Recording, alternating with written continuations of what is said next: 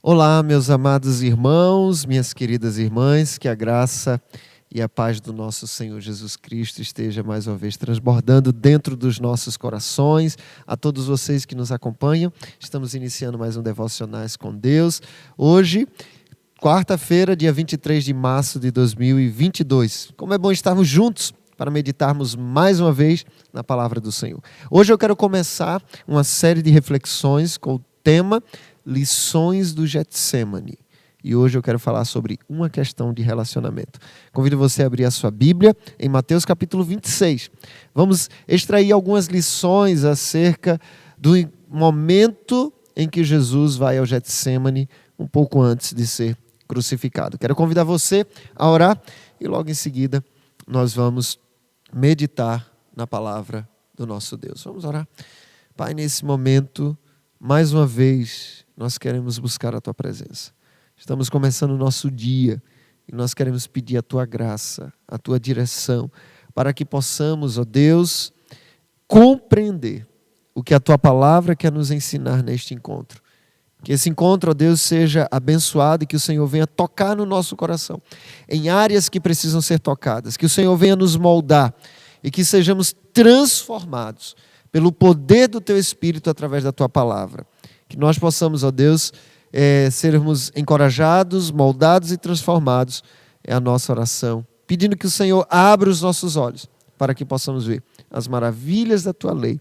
É a nossa oração, em nome de Jesus. Amém. Quero convidar você a abrir a sua Bíblia, em Mateus capítulo 26, se você ainda não conseguiu abrir, ou se você não puder, não estiver dirigindo, talvez, acompanhar a leitura de Mateus 26, versículo 36 até o 46. Diz assim a palavra do Senhor: Em seguida, foi Jesus com eles a um lugar chamado Getsemane e disse a seus discípulos: Assentai-vos aqui enquanto eu vou ali orar. E levando consigo a Pedro e aos 2 filhos de Zebedeu, começou a entristecer-se e a angustiar-se. Então lhes disse: A minha alma está profundamente triste até a morte, ficai aqui e vigiai comigo. Adiantando-se um pouco, prostrou-se sobre o seu rosto, orando e dizendo: Meu Pai, se possível, passe de mim este cálice, todavia não seja feito como eu quero, e sim como tu queres. E voltando para os discípulos, achou-os dormindo, e disse a Pedro: Então nenhuma hora pudesse vigiar comigo, vigiai e orai, para que não entres ou não entreis em tentação. O espírito, na verdade, está pronto, mas a carne é fraca. E tornando a retirar-se, orou de novo, dizendo: Meu Pai, se possível, se não é possível passar de mim este cálice sem que eu beba, faça-se a tua vontade. E voltando, achou-os outra vez dormindo, porque os seus olhos estavam pesados. Deixando-os novamente, foi orar pela 3ª vez, repetindo as mesmas palavras. Então voltou para os discípulos e lhes disse: Ainda dormis e repousais? Eis que é chegada a hora e o Filho do Homem está sendo entregue nas mãos dos pecadores. Levantai-vos, vamos, eis que o traidor se aproxima. Hoje eu quero começar essa série falando sobre lições do Getsemane. Getsemane, que tem esse nome, que é exatamente o lugar da prensa, onde ali o azeite era prensado, o óleo surgia daquela prensa de ser esmagado, a uva, o suco, ali é o lugar de ser esmagado. E Jesus passou por este momento, alguns momentos antes de ser crucificado. Ele passou pela prensa e nós aprendemos algumas lições. Hoje o tema é uma questão de relacionamento. Baseado no versículo 20, no capítulo 26, versículo 36, a parte A, quando Jesus olha para os discípulos e diz: Sentai-vos aqui, enquanto eu vou ali orar. O que você faria se estivesse prestes a ser traído por um componente da sua equipe ministerial? E ao mesmo tempo, você soubesse que não deveria fazer nada para evitar isso. Foi o que estava acontecendo com Jesus. Ele sabia que seria traído, ele já tinha até anunciado na ceia que isso iria acontecer. No versículo 31 até o versículo 35 desse mesmo capítulo, ele fala que seria traído. O que você faria se você soubesse que seria traído por alguém da sua equipe ministerial e que você não deveria fazer nada para evitar isso? O que você faria se soubesse que dentro de algumas horas, por conta dessa traição, você seria entregue à morte? Como você se comportaria nessa situação? Quais seriam os seus últimos atos? Será que você começaria a gritar, a denunciar, a acusar, a tentar se livrar da traição? É muito interessante. Exatamente no Getsêmani, nós encontramos as últimas atitudes de Jesus para com a sua equipe e seus discípulos.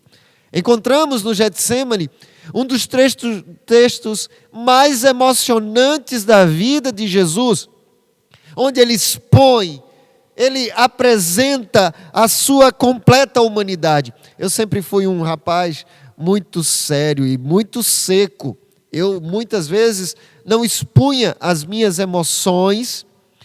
Aprendi desde adolescente, olhando para o meu pastor, e aprendi muito bem que nós devemos desabafar com Deus. Sim, mas também olhando para esse texto, eu aprendi que nós podemos expor as nossas emoções. Mas toma cuidado, nesse texto, um dos momentos mais emocionantes na vida de Jesus, é um momento em que percebemos com maior apropriação a humanidade de Jesus. É nesse momento que podemos perceber algumas características interessantes do relacionamento de Jesus Cristo com seus discípulos. Todos sabemos que no relacionamento de Jesus e dos seus discípulos havia níveis de relacionamentos. Havia o relacionamento de Jesus com os 12, mas dos 12 também havia um relacionamento mais íntimo com 3 deles, Pedro, Tiago e João, e havia aquele relacionamento mais íntimo ainda, que era com o discípulo amado.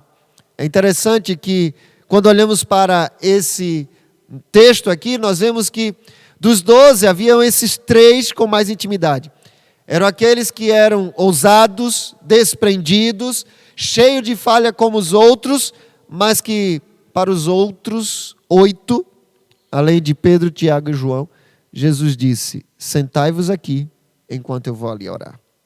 A maior parte do grupo de Jesus, a maior parte da equipe de Jesus, não foi convidada a participar do seu momento de maior sofrimento. No momento mais difícil, Jesus não contou com todos do seu grupo. Ao mesmo tempo que podemos aprender uma grande lição para as nossas vidas, podemos também refletir e trazer uma grande reflexão, para o nosso cotidiano. A primeira lição que nós aprendemos aqui é que nós não devemos revelar a nossa fragilidade a todas as pessoas. Precisamos de um grupo menor dentro da nossa equipe que nos rodeia, com quem nós devemos expor as nossas angústias, o nosso sofrimento. Devemos expor as nossas emoções, não para todo mundo. Jesus convocou 12 discípulos para andar com ele, para serem seus apóstolos. E é muito interessante que o texto de Marcos, capítulo 3, que fala sobre o chamado de Jesus para esses apóstolos, vai dizer que, tendo Jesus subido ao monte, chamou os que ele mesmo quis e vieram para junto dele. Então designou 12 para estarem com ele e para os enviar a pregar. Há 2 características aqui nesse texto muito interessante. Ele chamou o que ele quis, o que ele mesmo quis, e vieram para junto dele. E ele designou para estarem com ele.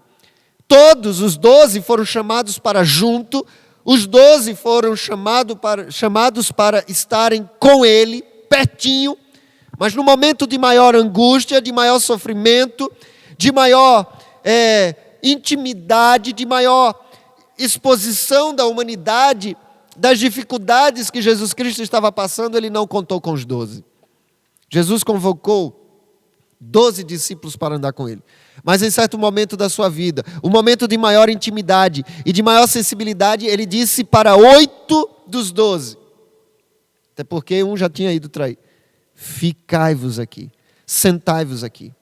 Não devemos revelar nossa fragilidade para todas as pessoas, ainda que sejam pessoas que andem conosco, ainda que sejam pessoas que estejam junto conosco, junto de nós. Quantas vezes em nossa vida vivenciamos períodos de angústias e queremos que todos nos ouçam, que todos vejam o nosso sofrimento e se sensibilizem. E a gente acha que expondo para todo mundo, isso será o melhor para nós. Aprendemos com Jesus e Jesus nos ensina que nem todos devem conhecer a nossa fragilidade. Em determinado momento de nossas vidas, precisamos dizer para algumas pessoas: sentai-vos aqui, ou seja, até aqui é o limite da nossa intimidade. E assim, só para alguns poucos, devemos apresentar o que nos angustia. Mas ao mesmo tempo, é que nós aprendemos com Jesus que não devemos revelar nossa fragilidade a todas as pessoas, começamos a fazer a seguinte reflexão: e eu faço parte do grupo dos 8, com quem Deus conta, com quem Deus declara aquilo que lhe angustia, aquilo que está doendo em seu coração? Eu faço parte desses 8 com quem Jesus não conta? Ou eu faço parte dos 3, a minoria com quem Jesus pôde contar? Tenho eu sido um discípulo para quem Jesus está contando os seus anseios, as suas angústias? Os discípulos com quem Jesus conta são aqueles que ele sabe que valerá a pena participar dos seus sofrimentos. Então, se por um lado eu aprendo com Jesus que eu não devo compartilhar com todas as pessoas o que me angustia, o que me faz sofrer, eu aprendo com Jesus também. E eu fico refletindo: será que eu tenho sido parte dos 3 com quem Jesus está podendo contar? Aquele com quem Jesus abre o coração? Ou eu tenho sido parte daqueles 8 para os quais Jesus tem dito: olha, senta aqui, fica aí, porque eu não posso contar contigo. Olhando para o mundo ao nosso redor, percebo muito sofrimento e muita angústia. Creio que tudo isso também angustia o coração de Deus, mas alguns não querem enxergar. Talvez porque Jesus não lhes tem revelado sua angústia, já que de nada adianta, pois estes só querem ouvir a palavra: sentai-vos aqui, enquanto eu vou ali orar, e assim descansar. Afinal, a obra de Deus é desgastante, não é verdade? Você tem feito parte do grupo dos 8 em relação a Jesus, dos quais ele não pode contar? Ou você tem feito parte do grupo dos 3, que tem intimidade ao ponto de Deus revelar a você aquilo que tem angustiado o seu coração? Eu lembro a própria palavra de Deus no Salmo 25, versículo 12. Eu gosto muito desse texto. A intimidade do Senhor é para os que o temem, aos quais Ele dará conhecer os seus segredos. É Salmo 25, 14. Ele dará conhecer a sua aliança, em outra versão. Ele fará conhecer os seus mistérios. Aquilo que angustia o coração de Deus tem te angustiado? Se não, comece a se preocupar, porque talvez você esteja fazendo parte do grupo dos 8, para os quais Deus tem dito: fica aqui, enquanto eu vou ali. Fica aqui, enquanto eu vou ali resolver algumas questões. Que o Senhor possa nos encontrar como aqueles que fazem parte do grupo com quem o Senhor pode contar. E aí, para estes que temem ao Senhor, que têm intimidade, Ele contará os seus segredos. Pai, o nosso desejo nesse encontro é primeiramente refletir sobre os nossos sentimentos e aprender com o Senhor que nós não podemos abrir nossa fragilidade para todas as pessoas. Para alguns nós vamos ter que dizer: olha, aqui é o limite. do que você pode conhecer da minha vida, da minha fragilidade, como Jesus Cristo fez. Mas ao mesmo tempo, Senhor, tem misericórdia de nós. Se nós não temos sido parte do grupo dos 3, daqueles que têm intimidade, daqueles que o Senhor pode contar o que tem te angustiado, as dores, ó Deus, e aí eu uso expressões humanas para refletir aquilo que pode estar no seu coração, que tem estado, Senhor.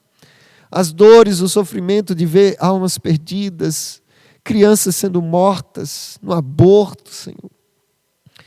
Crianças sendo abusadas, mulheres sendo espancadas, casamentos sendo desfeitos, Senhor. Tem muita gente que tem dito isso, não me importa com isso, não se importa com isso.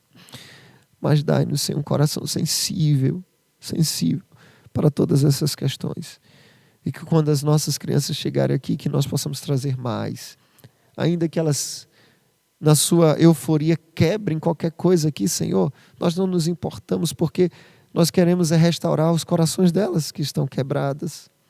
Os nossos adolescentes que muitas vezes não sabem se comportar, mas eles são, ó Deus, filhos de pessoas que nem estão na igreja.